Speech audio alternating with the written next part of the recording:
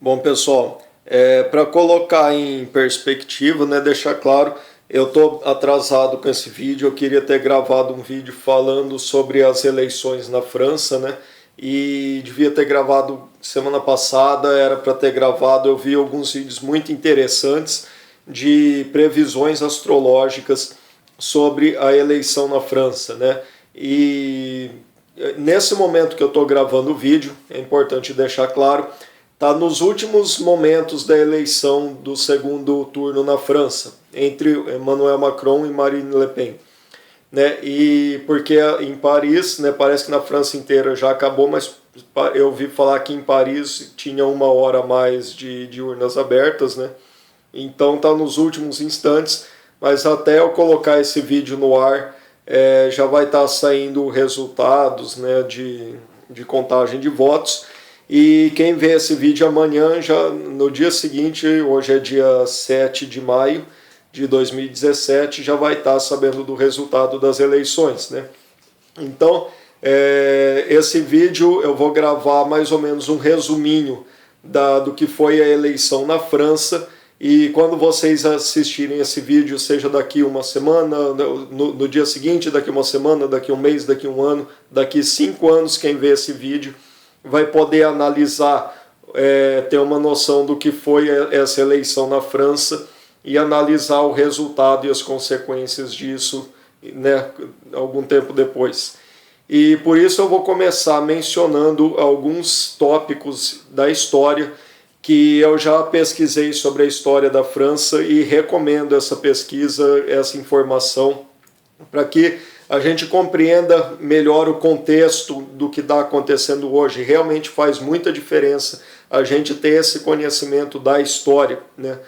Sem esse conhecimento a gente não compreende o contexto daquilo que a gente está falando. E todo mundo sabe, a gente aprende na escola, que a Revolução Francesa foi extremamente importante na história do mundo, né? Só que o que a gente aprende na escola, é claro, é uma farsa, é uma mentira, é a versão dos globalistas, é a versão dos controladores do sistema, né? Da elite iluminada, né? E por isso eu recomendo pesquisar pela internet. É claro que tem muita mentira, né? Da mesma forma, quem controla o sistema, né, que controla as versões oficiais da história, pode muito bem também estar na internet espalhando todo tipo de boatos e mentiras. Então é claro que a gente tem que ter muito cuidado com as informações que a gente acessa na internet. E é por isso que eu deixo muito claro uma coisa. Eu estou aqui falando baseado nas pesquisas que eu tenho feito durante anos, nas informações, nas conclusões que eu tenho chegado, para ajudar outras pessoas que têm menos conhecimento, que estão começando a pesquisar, para a gente compartilhar informações e ajudar a espalhar o conhecimento. E recomendo que vocês façam a mesma coisa, divulguem o conhecimento que vocês têm para pessoas que sabem menos, porque a gente precisa que a informação, que o conhecimento se espalhe, para que como sociedade a gente consiga se libertar desses iluminados satanistas, né, para apenas o conhecimento liberta, né? E a gente precisa disso. Então, eu recomendo pesquisar sobre, claro, a Revolução Francesa, o que realmente foi a Revolução Francesa, não apenas aquela lenga-lenga que a gente aprende na história oficial na escola. Eu recomendo muito a palestra do professor, uma aula de história do professor Orlando Fedeli, vou deixar o link na descrição, Napoleão e a Revolução Francesa. Ele fala sobre a Revolução Francesa e sobre o regime de Napoleão que veio depois. É muito importante, mas não parem por aí. Por exemplo, a gente aprende até na escola, e a maçonaria se orgulha até hoje de ter participado, liderado, comandado a Revolução Francesa. E nessa aula o professor Orlando Fedeli quase não fala da maçonaria. Ele fala em outros vídeos, mas não nessa sobre Napoleão. Napoleão era maçom, né? Foi manipulado pela maçonaria e foi usado pelos globalistas para espalhar aquela revolução que eles fizeram na França. Eles queriam dominar o resto da Europa, né? E o que foi a Revolução Francesa? A Revolução Francesa foi o cumprimento do objetivo da Sociedade Illuminati. A Sociedade Illuminati foi fundada em 1776 na Bavária, na Alemanha, e foi descoberta pelo rei lá da região, não sei se rei ou que que era na época, acho que a Alemanha não estava unificada ainda, e foi proibida e foi caçada. Mas aí eles já tinham se espalhado pela Europa, e 13 anos depois da fundação da Sociedade Illuminati ocorreu o estopim da Revolução Francesa. Só que tem toda uma história até a Revolução Francesa, ela não começou do nada, né? Até ocorrer a Revolução Francesa, décadas antes, houve uma grande crise econômica na Europa e o povo estava numa situação muito difícil, muito complicada. A economia da França estava muito complicada por causa de um plano mirabolante de um sujeito chamado John Law. E esse John Law é considerado o pai do sistema financeiro moderno, né? Ele teve a ideia da criação de um banco central e o rei da França gostou da ideia, comprou a ideia e adotou o tal do Banco Central na França. E esse Banco Central controlou a economia da França e provocou uma bolha. Teve uma tal de bolha do Mississippi, né, que foi uma coisa que o estado do Mississippi nos Estados Unidos, né, foi criado como uma colônia francesa, e ele esse John Law criou uma empresa para explorar o Mississippi e prometeu muitos lucros para quem comprasse ações dessa empresa, e isso gerou uma bolha especulativa, e aí os franceses, um dia essa bolha estourou, e muitos franceses tinham investido pesado na Bolsa de Valores e perderam todo o dinheiro que tinham na Bolsa com essa bolha do Mississippi, né?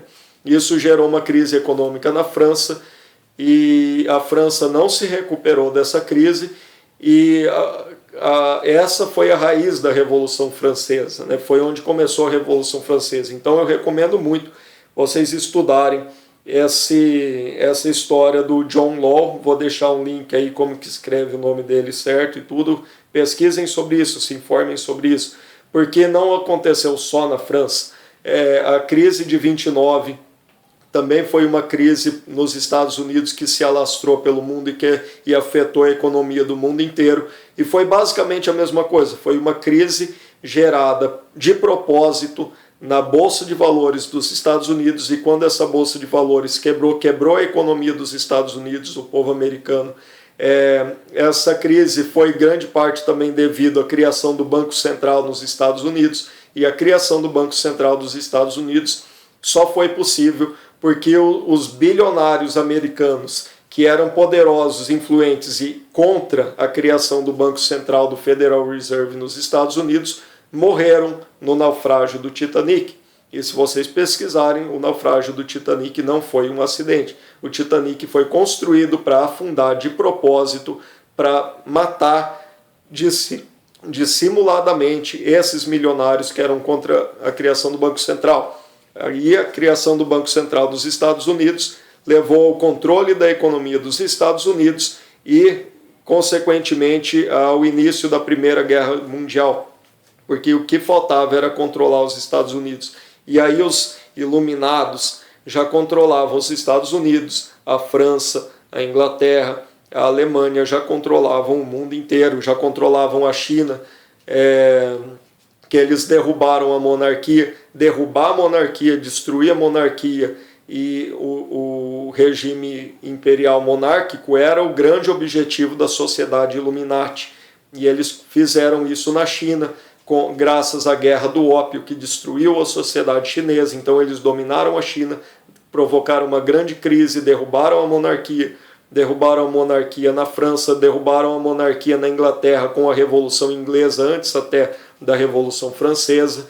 Só que o povo inglês não aceitou, e a monarquia voltou à Inglaterra, só que uma monarquia de fachada, né? Todo mundo sabe que o rei da Inglaterra, hoje a rainha da Inglaterra, não tem poder nenhum, não tem força nenhuma, não passa de um monarca de fachada, de um regime parlamentarista, onde o monarca é tão marionete quanto um presidente no regime presidencialista, né? E isso é a democracia moderna, né? Um regime onde o povo escolhe quem vai ser o seu marionete que vai governar e vai levar a culpa, né, vai ser o fantoche, o boneco que vai levar a culpa sobre toda a desgraça que os globalistas fazem através desses marionetes. E isso é o que está acontecendo na França, a eleição do presidente da França, ou Emmanuel Macron ou Marine Le Pen. As coisas eram mais claras na eleição dos Estados Unidos, onde a gente só tinha dois partidos, né, duas opções, e ficava óbvio que o Trump tinha que ser eleito presidente, apesar de é óbvio que não seria uma solução. Os Estados Unidos está controlado há muito tempo, né? E quem se opõe a esse controle acontece como Kennedy, né? O Kennedy queria combater a maçonaria, combater o sistema do Banco Central, voltar ao padrão ouro, e foi assassinado, né?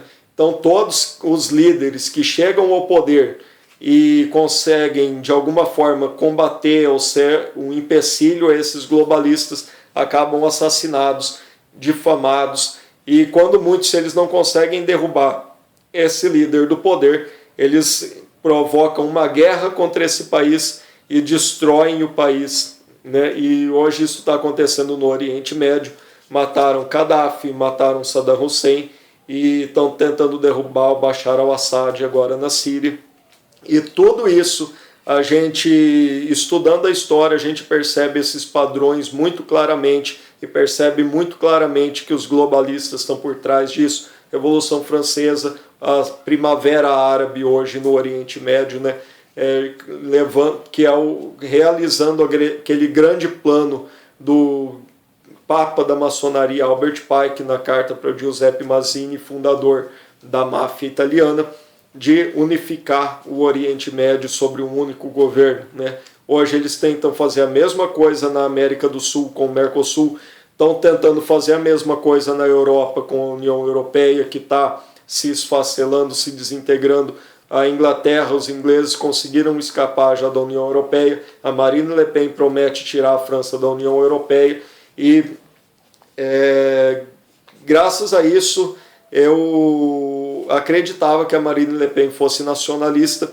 Eu até gravei um vídeo já há uns 2 anos atrás falando sobre isso, usando o exemplo da França e da Marine Le Pen, acreditando que a Marine Le Pen e o Front National eram um partido nacionalista. Porém, o Varg Vikernes, né, filósofo norueguês, ele é casado com uma mulher brilhante francesa e mora com ela na França, né?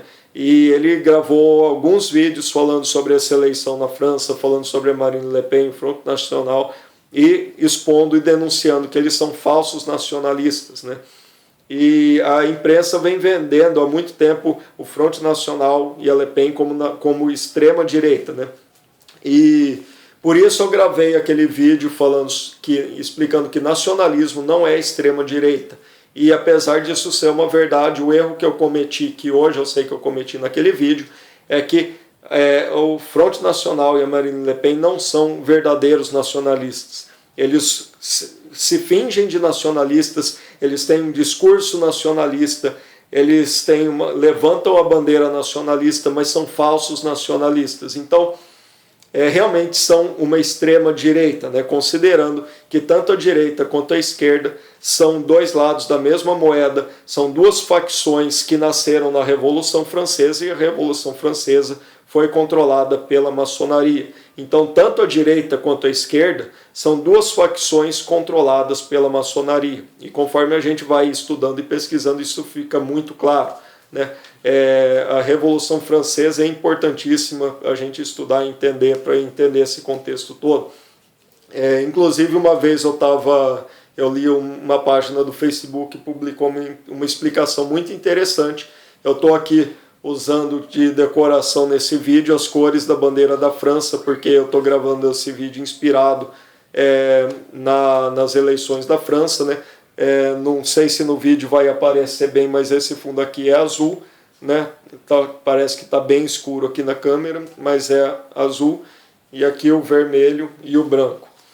E para quem não sabe, eu também não sabia, fiquei sabendo nessa postagem no Facebook uma vez, mas desde adolescente eu ficava muito curioso observando quantas empresas, escolas, faculdades, como é comum a combinação de cores azul e branca aqui no Brasil. Sendo que as cores da nossa bandeira são o verde e o amarelo, por que é tão difícil a gente ver empresas que adotam a cor verde e amarelo, em compensação o azul e branco é tão comum, né?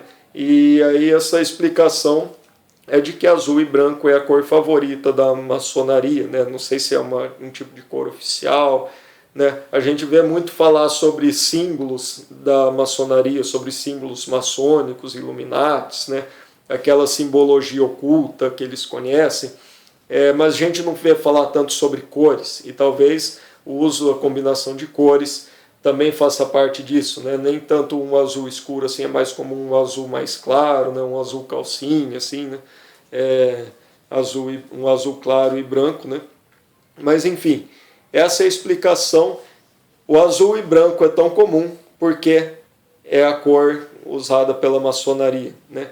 E a combinação com o vermelho também é muito comum, e a gente vê essas cores, azul, branco e vermelho, nas bandeiras da França, da Grã-Bretanha, do Reino Unido, né, dos Estados Unidos e tantas outras bandeiras, do Chile, né?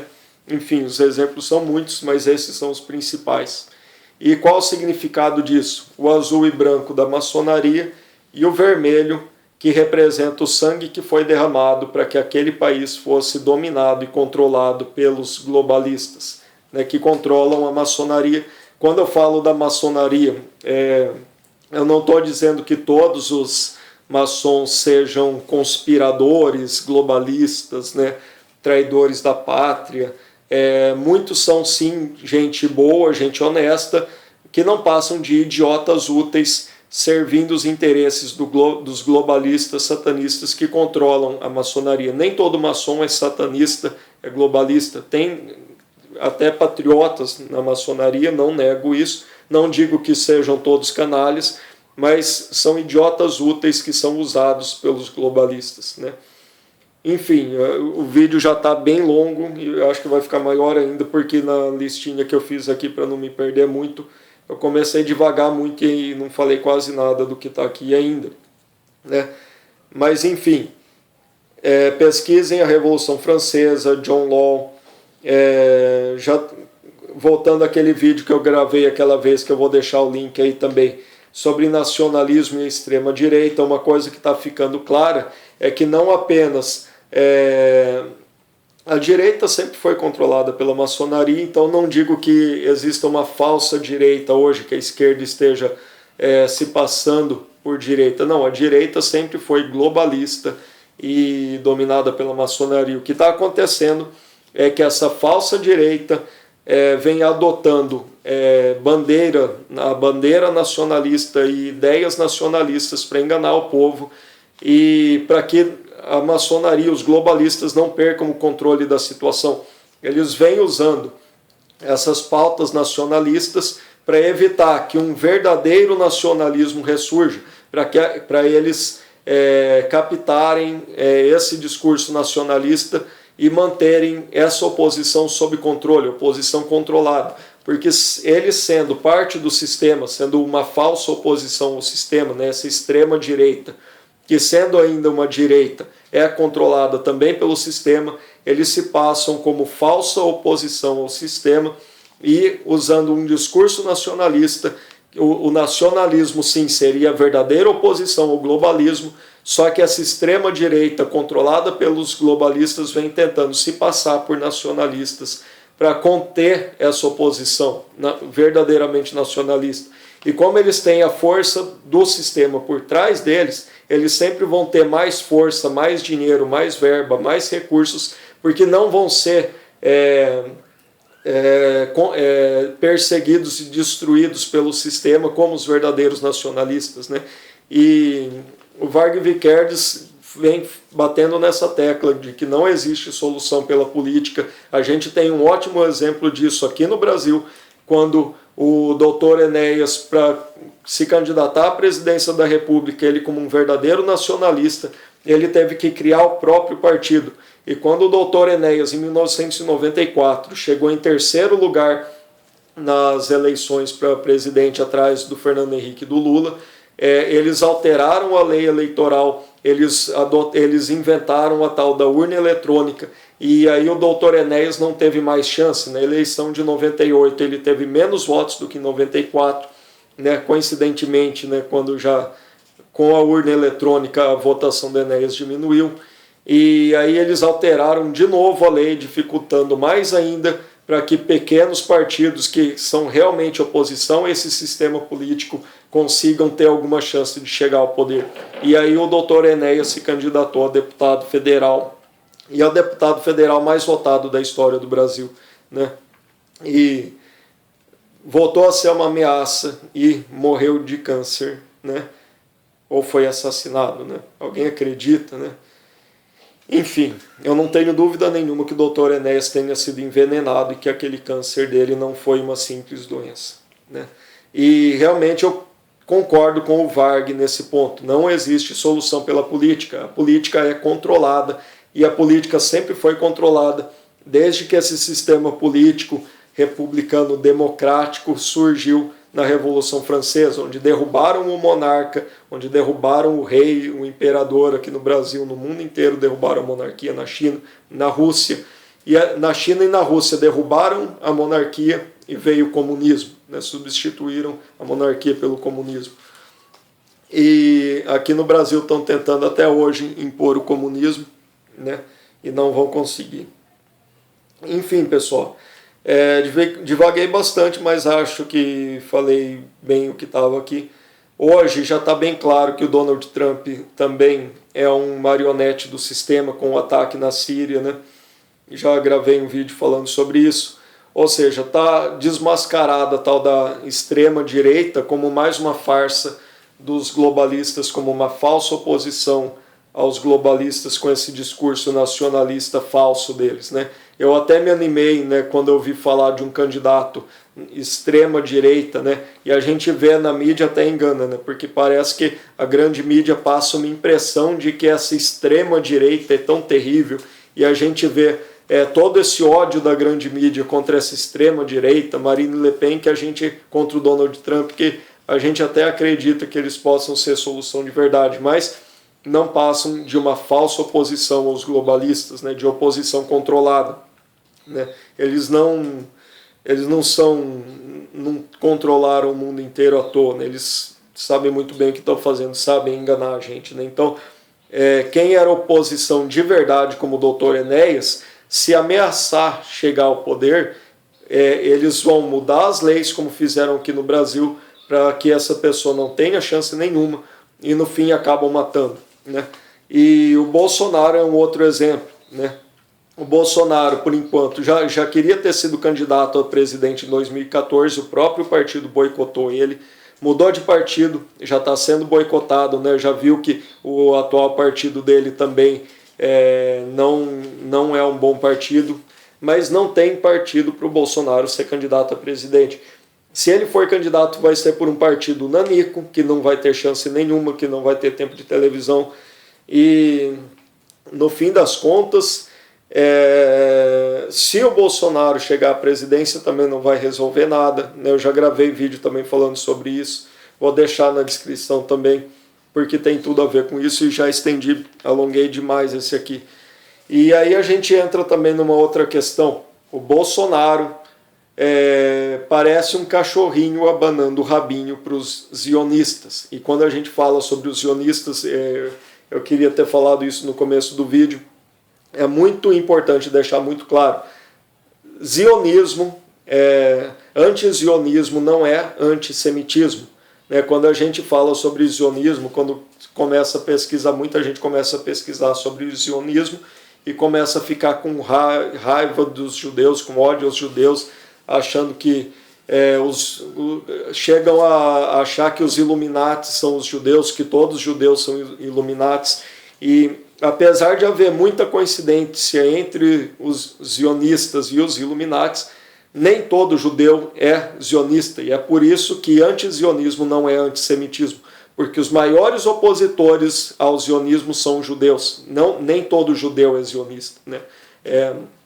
Existe até um grupo chamado Neturei Karta, que eles são radicalmente contra o zionismo. E eles são judeus, verdadeiros judeus, judeus ortodoxos, que seguem a religião judaica.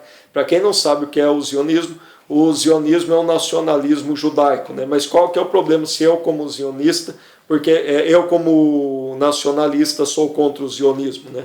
Porque o zionismo é um nacionalismo judaico de um povo que invadiu aquela terra. Para começar, a história que conta na Bíblia, né, há sei lá quantos mil anos atrás, os judeus chegaram naquela terra e mataram, exterminaram o povo nativo que vivia naquela terra, né, que hoje é Israel. Eles cometeram um genocídio contra o povo nativo e roubaram aquela terra daquele povo, né? Ah, mas foi Deus que mandou, né? E a gente entra numa questão de religião, né? Mas enfim, não vamos discutir religião aqui, né? E esse zionismo, né, esses judeus foram embora daquela terra 2000 anos atrás, né, numa guerra contra os romanos, e 2000 anos depois voltaram para aquela mesma terra onde já vivia um outro povo que está ali há muito tempo, né, e hoje eles querem expulsar e perseguem e prendem aquele povo em guetos, né? E não é à toa que muita gente compara o zionismo, para quem quiser entender, né, que nunca ouviu falar de zionismo, não tem noção o que é, o que ajuda a gente a entender o que é o zionismo é a comparação com o nacional-socialismo, com nazismo, né?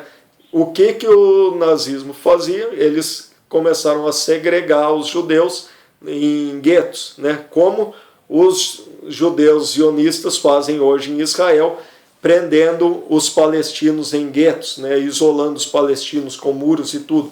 A diferença é que os alemães, os nazistas, faziam isso na terra deles, segregando, perseguindo e expulsando um povo que imigrou para a terra deles, enquanto os judeus da moderna Israel estão segregando e perseguindo o povo que vivia naquela terra há 2000 anos e que eles haviam tomado aquela terra e matado os nativos há mais de 2000 anos atrás, e hoje estão fazendo isso de novo, né?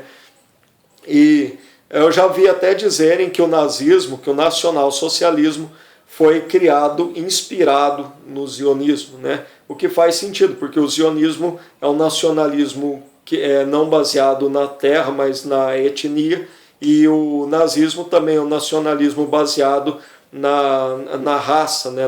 na ideologia de raça, não apenas no território, né? E o zionismo é a mesma coisa, um nacionalismo baseado na raça ou etnia judaica, né? Nos semitas, né? Mas enfim, já vai passar de 30 minutos esse vídeo e acho que ainda tem bastante coisa para falar aqui.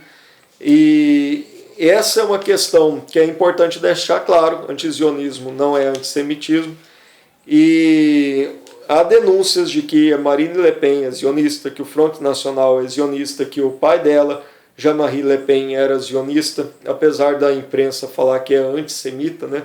O que não chega a ser uma contradição, né? Porque os verdadeiros judeus ortodoxos são anti-zionistas, né? Então o fato dele ser antissemita não impede que ele seja zionista, né? E também diz que era zionista aquele candidato de extrema direita da Holanda, assim como Trump é zionista. As eleições nos Estados Unidos, então, nem se fala, né? Eleição para presidente nos Estados Unidos parece uma disputa para ver quem é o mais zionista, para quem é o maior defensor de Israel. E, repito, os judeus ortodoxos são contra o Estado zionista de Israel. E como eles mesmos dizem, Israel não é um Estado judaico, Israel é um Estado zionista, né? E a eleição nos Estados Unidos, a gente tinha todos eles disputando quem era o mais zionista. O Bernie Sanders, judeu, a Hillary Clinton, Trump também zionista, a filha do Donald Trump casada com um judeu. A Marine Le Pen, ela não é casada no papel oficialmente, mas ela vive com um judeu, né? É engraçado, a grande mídia vive dizendo que a Marine Le Pen, acusando a Marine Le Pen de ser antissemita, uma antissemita que é casada, não oficialmente, como um judeu, né? Engraçado, né? Esse antissemitismo. E por que a mídia bate tanto na tecla do antissemitismo, né? Engraçado. Enfim. Vamos ver aqui. Tá meio bagunçado essas anotações que eu fui marcando conforme ia lembrando. Enfim, a Marine Le Pen é a candidata realmente da extrema-direita. Não dá para dizer que ela seja nacionalista sendo sionista, né?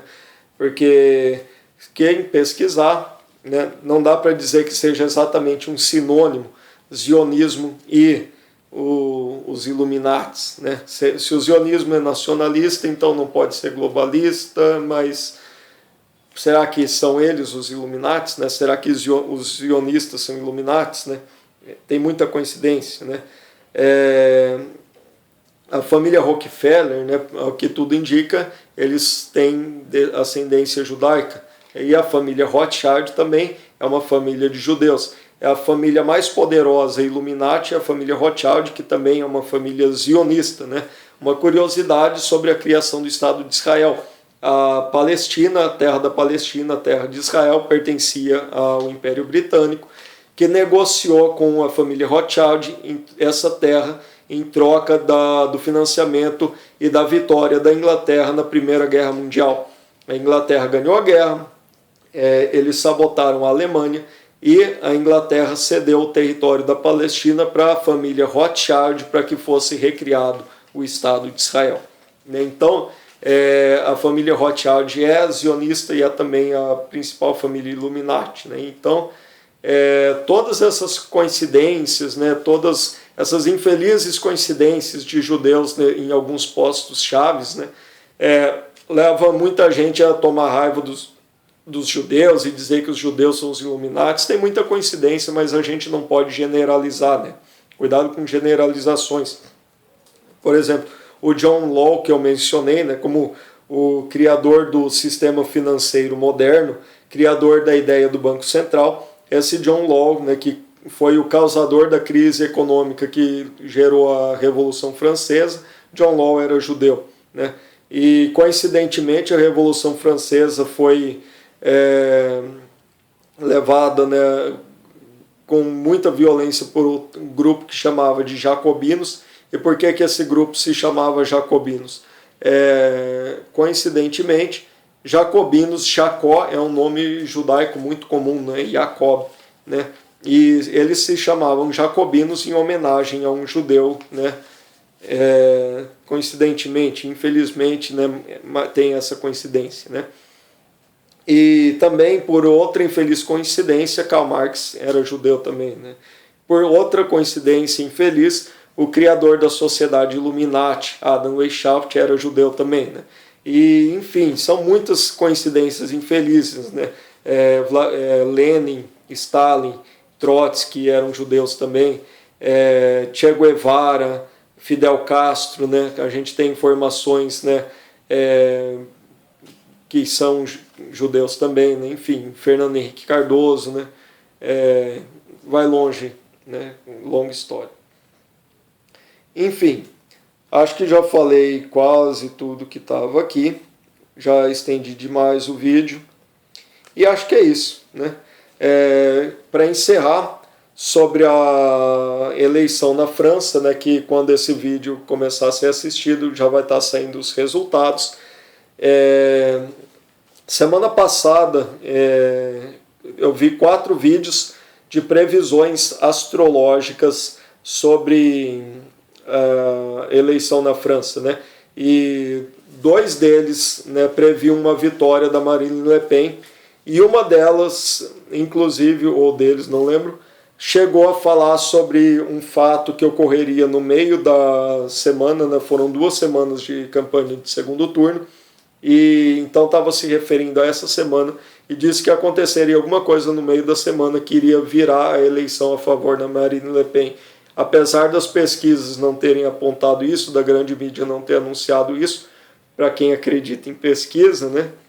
A gente sabe que essas pesquisas são uma grande farsa, mas bem no meio da semana teve um debate, né? E ali o povo francês pode assistir os dois debatendo frente a frente, Emmanuel Macron e Marine Le Pen. Então vamos ver se isso pode ter mudado o resultado. Também no último dia da campanha eleitoral, quando a imprensa já não podia mais estar falando sobre o assunto pela lei francesa, muito estranho, vazou 9 GB de e-mails do Emmanuel Macron, né?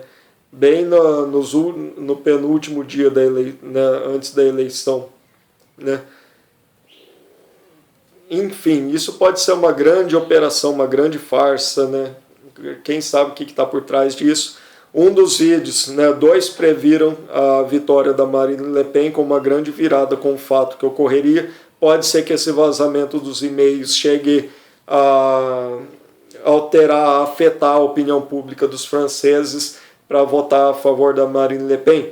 Pode ser que os franceses já estivessem preferindo a Marine Le Pen, ao contrário do que diziam as pesquisas, e que esse vazamento dos e-mails do Macron tenha ocorrido para justificar uma possível vitória da Marine Le Pen nas urnas, né? Que eles precisariam de uma boa desculpa para explicar a Marine Le Pen ter sido eleita, contrariando todas as pesquisas que eles vêm divulgando há tanto tempo, né? Então, se as pesquisas eram todas falsas e a Marine Le Pen era a favorita do povo francês e ganhar a eleição, eles vão precisar de uma desculpa. Pode ser que isso explique esse vazamento desses e-mails, né?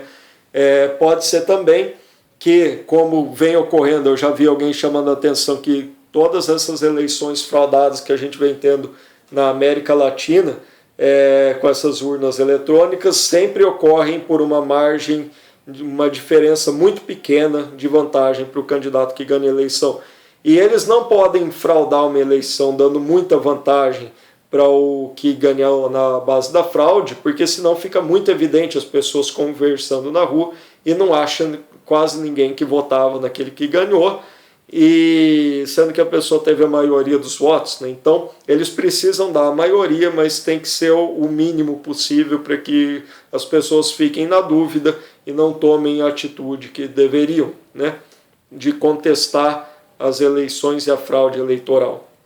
Enfim, quem vai saber o que está por trás desse vazamento?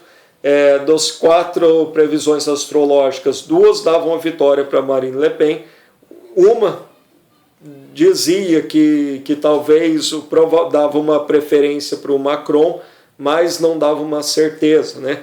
E só uma das 4 previsões deixava claro que estava prevendo uma vitória do Macron. Porém, previa uma vitória do Macron em um mandato turbulento, e essas 2 que indicavam vitória do Macron falavam inclusive em guerra, da França se envolver em uma guerra e um mandato do Macron muito complicado, né? E quem sabe esses e-mails que vazaram às vésperas da eleição possam, no caso da eleição do Macron, possam provocar uma turbulência política na França, e quem sabe tem gente falando até em guerra civil, né? E mesmo esses que preveem a vitória do Macron nessa eleição em 2017, preveem que na próxima eleição a Marine Le Pen seja eleita, né? Então, o Macron, que trabalhou no banco, fez carreira trabalhando como banqueiro no Banco Rothschild, que foi ministro da Economia do François Hollande, que era do Partido Socialista do François Hollande, que está sendo um desastre para a França. Poucos meses antes da eleição, sai do Partido Socialista, cria um novo partido, sai candidato, e sendo ele um funcionário dos Rothschild, sendo ele banqueiro, sendo ele ministro do atual governo do Hollande, pintado pela mídia como uma alternativa contra o sistema, como um outsider, como sendo alguém contra o sistema que está disputando contra a extrema-direita Marine Le Pen. Enfim, uma grande palhaçada, um grande circo, um grande teatro globalista, onde inclusive a extrema-direita, que a mídia parece ter tanto ódio e tanto medo, não passa de uma oposição controlada. E é por isso que eu concordo com Varg Vikernes. Mesmo que a Marine Le Pen seja eleita presidente da França, não vai ser solução. É uma falsa nacionalista, é uma falsa oposição aos globalistas, é uma falsa oposição à nova ordem mundial. Então é isso. busque conhecimento. Conhecereis a verdade nos libertará.